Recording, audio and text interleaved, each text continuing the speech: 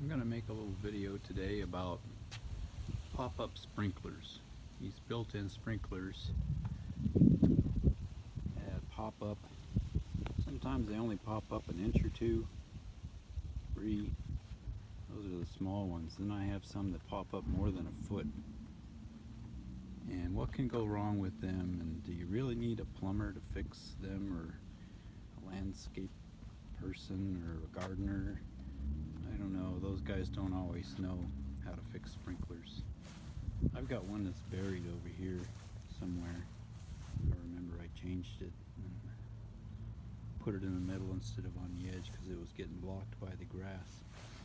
So, you know, the maintenance items, you want your sprinklers to water the things that need watering.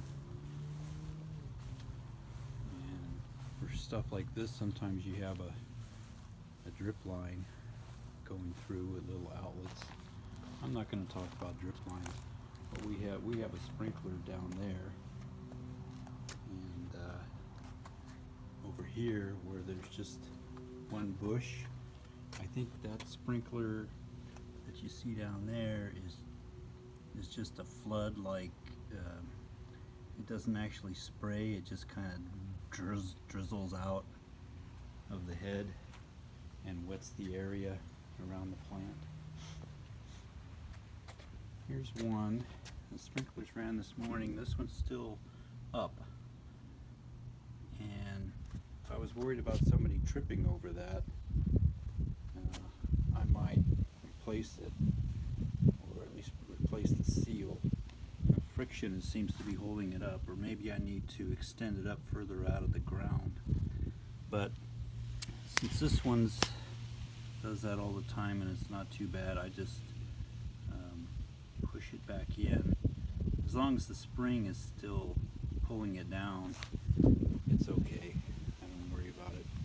But if I had them popped up all over the yard here, of course, somebody that was mowing the lawn can mow the heads right off the sprinklers, right? You don't want that happening. So you have to be careful to mow your lawn if you have sprinklers that are popped up. Oh, and there's one down here. I don't know if you can see it. It's way down there. And it's got dirt on it.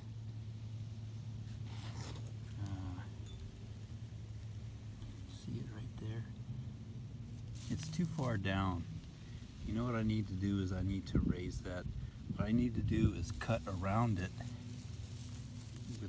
with a shovel, dig around it to where I can get my hand down around the body of that sprinkler and spin it out of there, and then I'm going to put an extension on it. I'm going to do that later. I'm not going to do it today, but I'm going to tell you about how to do it. So the first step though is to cut around this, cut this out, reach your hand down there and spin it out, and be careful when you spin it out not to let dirt fall into the sprinkler line, which is down about a foot below earth level here. So those are some common things, and the other one is, you know, they're not pointing right. Maybe they're getting the cars wet, and with hard water that we have here, let the airplane go by. He's making circles, making noise all over the neighborhood.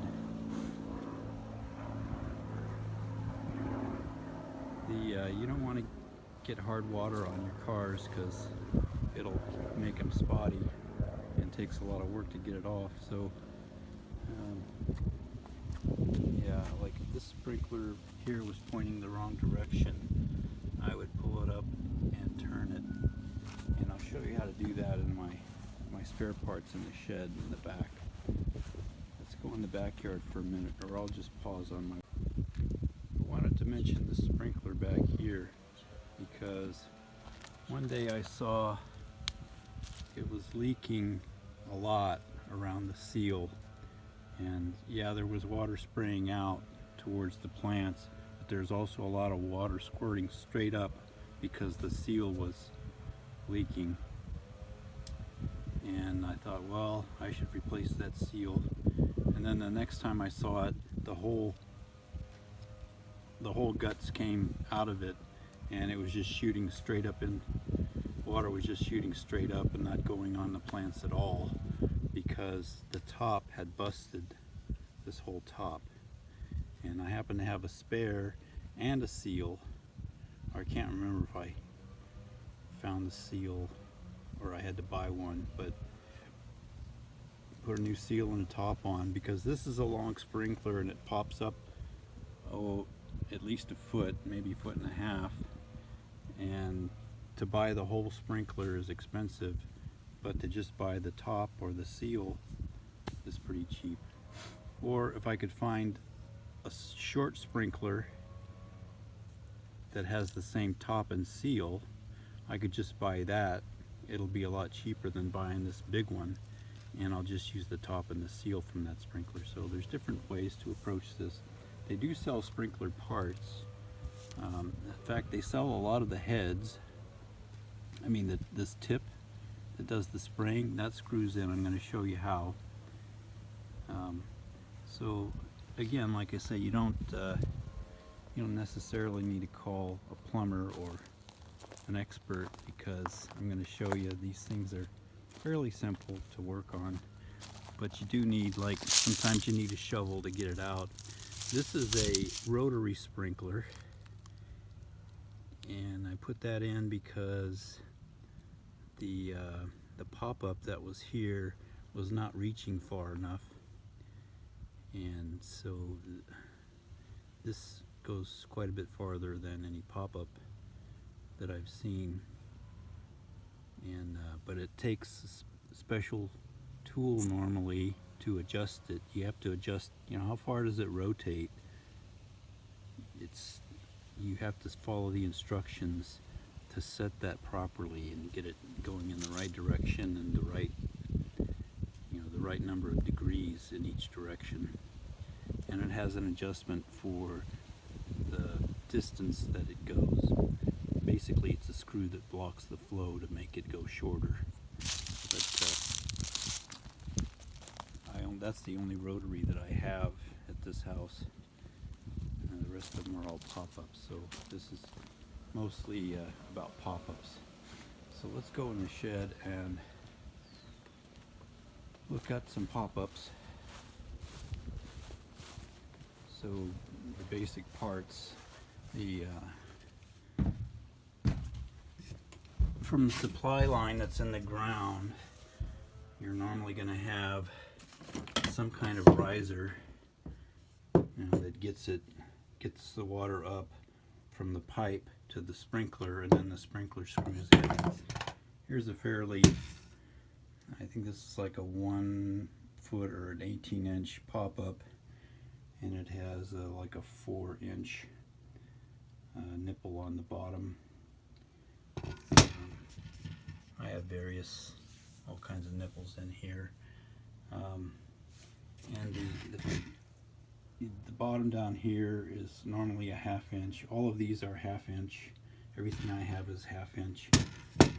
But I've had before rotary sprinklers that had a 3/4 inch fitting in the bottom, so you had to use bigger everything for those. And let's just go through all the parts. So let's unscrew the top.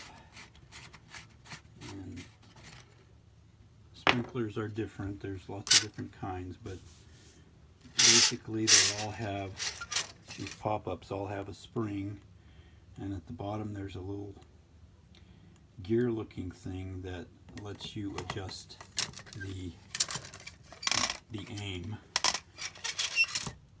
So the spring goes on, and then the seal goes on, and then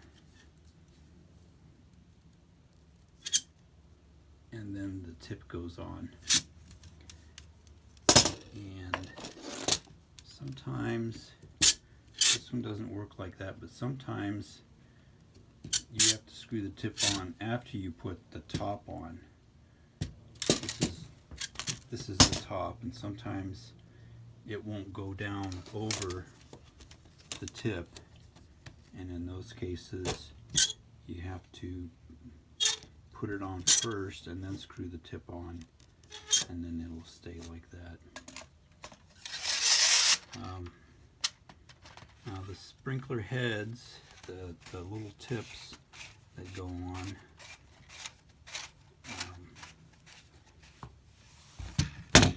thing to notice is like the spray pattern.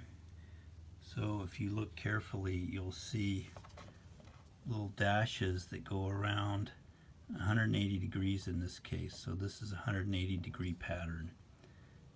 The water comes out and it makes a 180 degree, like half a pie shape on the grass.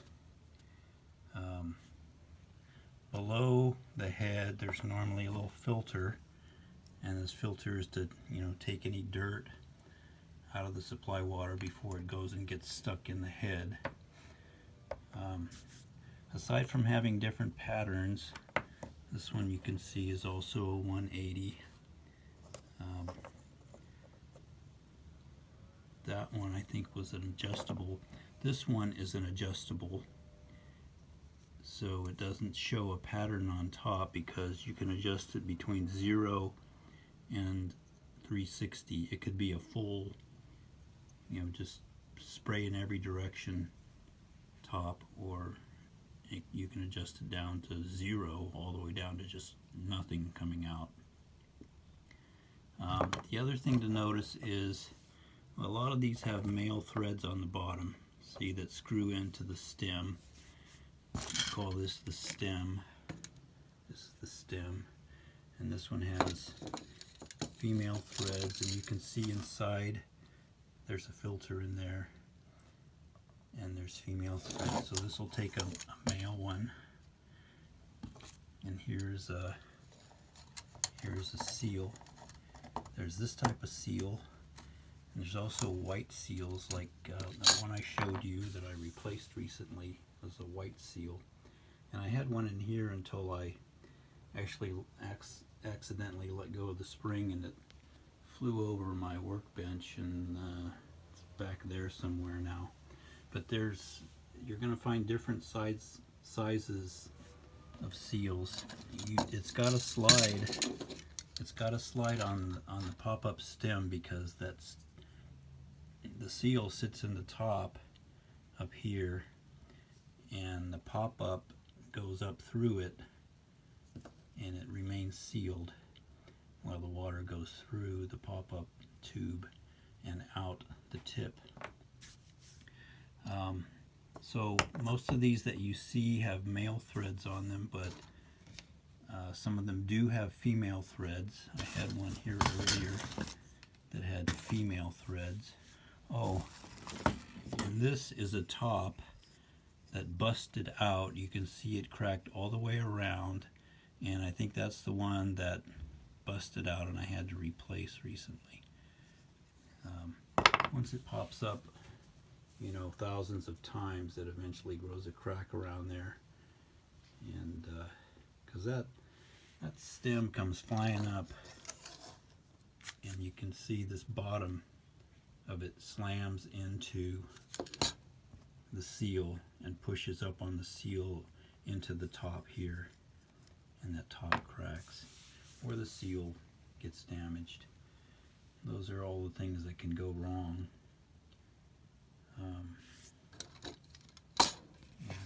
Yeah. So, and these threads aren't necessarily the same size. So, whenever I'm getting replacement parts, if I just, let's say I have one that's a quarter pattern, but I really need, like, instead of 90 degrees, let's say I need 110 degrees to cover properly whatever bushes I'm trying to hit with my sprinkler, then I might want to replace my 180 degree coverage with this adjustable coverage, so that I can get it exactly what I want. So I'll just take my old one down. This one's broken. I'll take my old one down to the store, and I'll get an adjustable one that has the same threads on it, male, female, and the right size. One other thing to notice is there's always a screw at least in most of these pop-ups. And that screw, you can screw it from the top with a regular screwdriver, and what it does, it moves this screw inside here up and down, and in this case, if you screw it down, it's going to press against this part here, which is like a washer. Let me take it off and show you. Okay, see that washer? That washer comes off of there, but when it's on there and you screw that screw down from the top, it comes into this hole and closes off the hole, and that closes off the spray entirely. So, as you screw this up, it opens that hole more and more and lets more and more water through, and that increases the range and the flow rate of the water. Not all of the sprinkler heads, tips like this, have this washer, and some that don't, what happens is the screw instead fits into the end of the filter and it seals in the same way. But see, this filter is too big for that screw, so it would be a different filter. This one, if you had a long enough screw, it might seal in that hole down there. So that's how that works. You can adjust the flow in these pop-ups. Let me show you now how to adjust the direction. So let's say you replaced the sprinkler and you got everything screwed on tight, but when you go turn on the sprinkler, it sprays in the wrong direction. Well, I've seen somebody, they'll take the tip and just loosen it and turn it in the direction they want. Well, now you've got a loose tip, and it's going to turn whenever it wants to and point whatever direction it wants. So that's not the right way to do it. The right way to do it is keep everything tight. There's a dog barking, and there's kids screaming around here. Wouldn't you know it, it's a neighborhood. So what you do is you need to somehow pull the top up. Let me get my fingernails under there, and I really probably need a tool.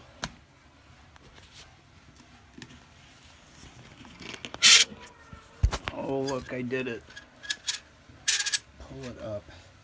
You only need to pull it up about this much, enough to get your hand wrapped around it like that. Okay. And then you can see where it's pointing by the pattern on the top, right? Or if you can't, if it doesn't have that, you can see it's coming straight out this way. And you basically turn like this, and you'll hear it make that noise. I think you can turn, most of them you can turn either direction. Some of them only turn clockwise. But you're turning that until it's pointing the direction you want. Everything else is tight. Don't loosen that cap. Don't loosen anything. Everything should be tight, and then you turn it like that. Okay, that's the adjusting. So that's what I wanted to say about sprinklers today and finding parts for them. Sometimes I just buy one of these if I need the seal that fits. I buy the pop-up, or I actually found one of these that doesn't even have the sprinkler body. It just had the head and the seal and the body like this. It didn't have the guts like the spring and all of this. Okay, if there's anything more, I'll pick it up again after the pause. Okay, I forgot to mention how to clean the sprinkler heads. So this one, the top will screw off. Here's the seal. The seal goes, the spring goes between the seal and the base.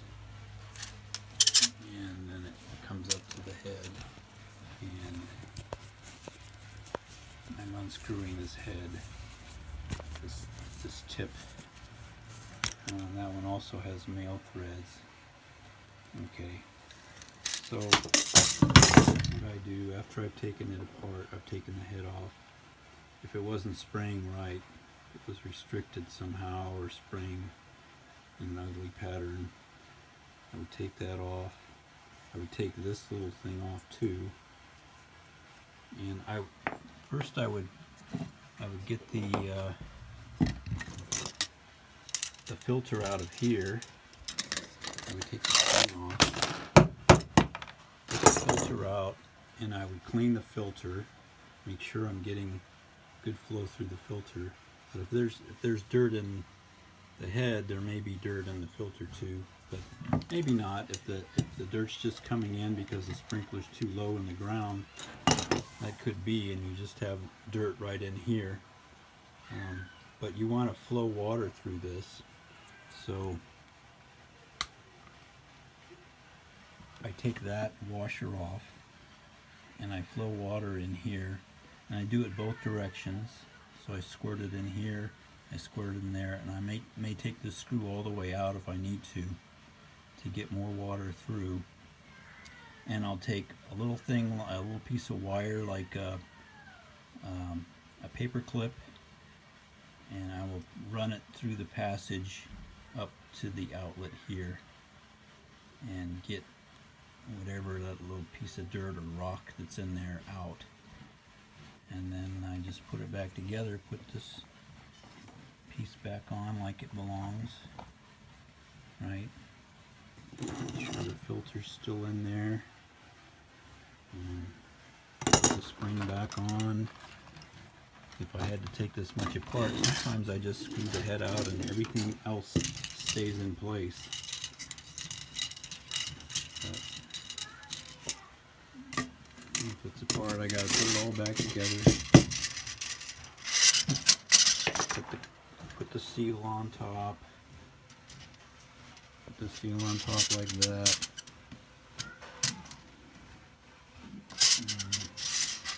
And I have to take it out to get the seal on. Wow. I bet you can see a lot, right? No. I said no. I don't even know why my camera's not pointing at it. Put the seal on. Screw the tip on tight. There it is. Here's the seal. Put the guts back on. And screw the top on. And then once I've taken the guts out and put them back in, I'm probably going to have to adjust the spray direction again, unless I put that back in carefully so that it's pointing in the right direction to start with. Otherwise I've got to pull this up again and re-aim it. Okay, I think that's everything I had in my notes to tell you about. So thanks for watching. I realized after ending my last video that I forgot to talk about this. This is a multi-purpose nipple. You see it's male on both ends, but I can cut it at various places, here, here, here, here, or even down here, to make it shorter, and so it gives me a variable length. But it's male on both ends, which I don't like, because usually when I take the sprinkler out and let's say I want to raise it up by an inch or two, it's going to come out like this with the hole in the bottom, and I know the male end is still sticking up out of the supply line pipe. So what I need in that case is not a male-male connection like this, but I need a female on the bottom. And they make them like that with variable lengths here. So when I was in the front yard and I showed you that one that I want to raise up, what I need is one of these, but it needs to be female on the bottom, and then I need to cut it off at about there so it'll raise that whole sprinkler up about an inch or so. I don't want to get it too high because then I'll hit it with I'll either trip over it or I'll hit it with my lawnmower. So, but these are nice and handy because if you got one that's sunk really deep, you know, you can cut it off here and raise it up like a full 3.5 inches. That would be a really deep one. But I mean, these are good for when you're installing the system the first time to get the sprinklers the height you want them to be. But I like the ones that are female on the bottom and then male on the top, so they'll go in the sprinkler this way, and this will go, if it's female on this end, it'll screw on the existing nipple that's still stuck in the supply line below. Okay, that's a little postscript.